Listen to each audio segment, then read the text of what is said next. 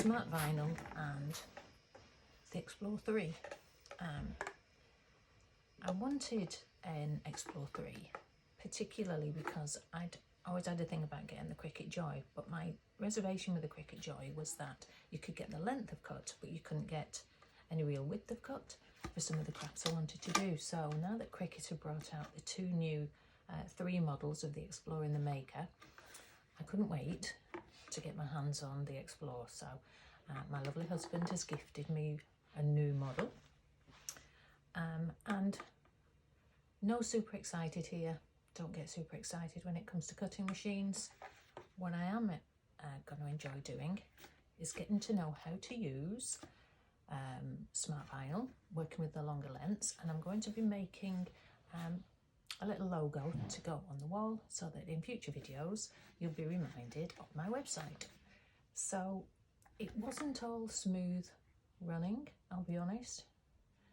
Often my crafts are not.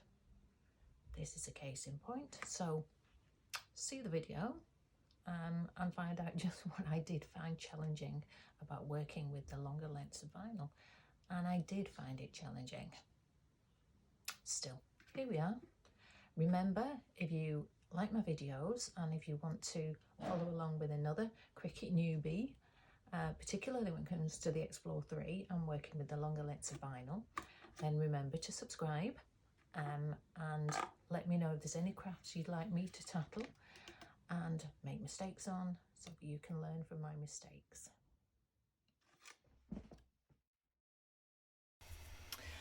Here's the logo or website address, call it what you will, that I've designed. It's got the Manchester bees on it because I do live near Manchester, and that's the symbol, the emblem of the city where I was born. So yeah, it's ready to cut.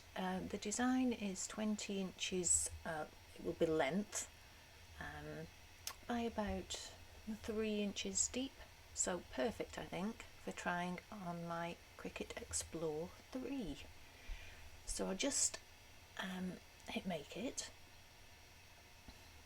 and I'm working without a mat. I'm using the Smart Vinyl, and it tells me that I need a piece of vinyl that's at least 21 to 20. I don't need to mirror the design because it's not iron on, so I'm ready to go. So I'll just load the vinyl into my Explore 3 and yeah, we'll begin cutting. I've had to move my cutting machine from its usual position because it tells me that I need quite a bit of space behind it for the cutting machine to measure the length of vinyl. So I've done that, and it's now measuring the material length.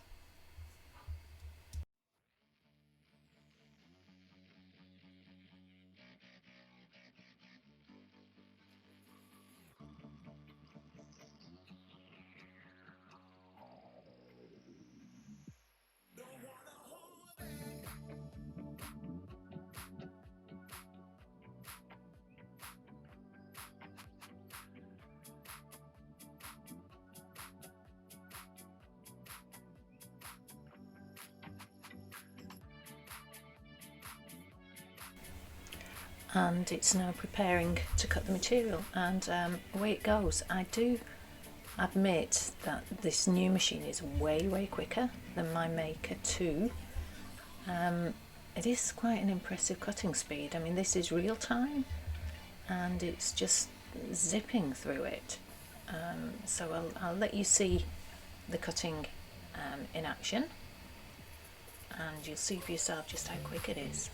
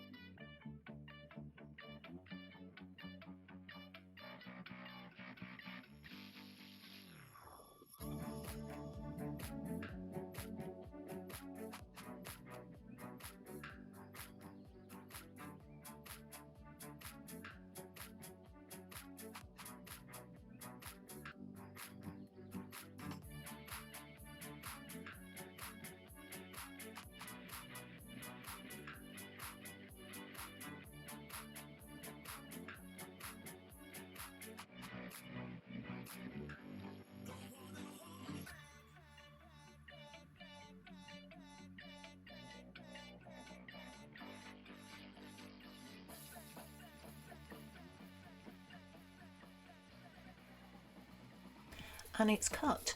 I don't think I really needed all that extra space behind, because you can curl or wrap the vinyl around itself as it's cutting, so I don't really think it needs all that extra space when you're not using a mat.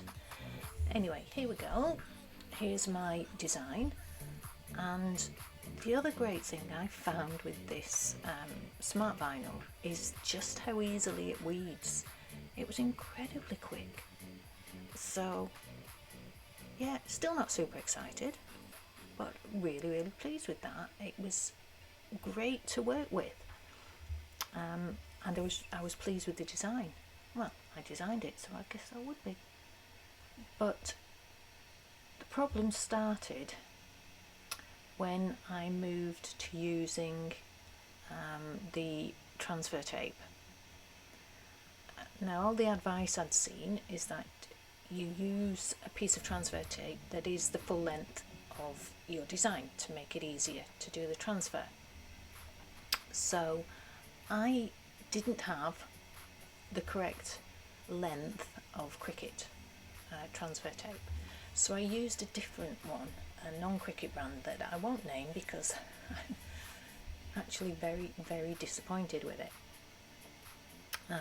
So you'll see in a little while, because it doesn't take long to weed this design, just some stuff left at the end here, that I do try to use this different transfer tape, and it's brand new. You'll see me unwrapping it, but it drove me crazy. It just didn't work.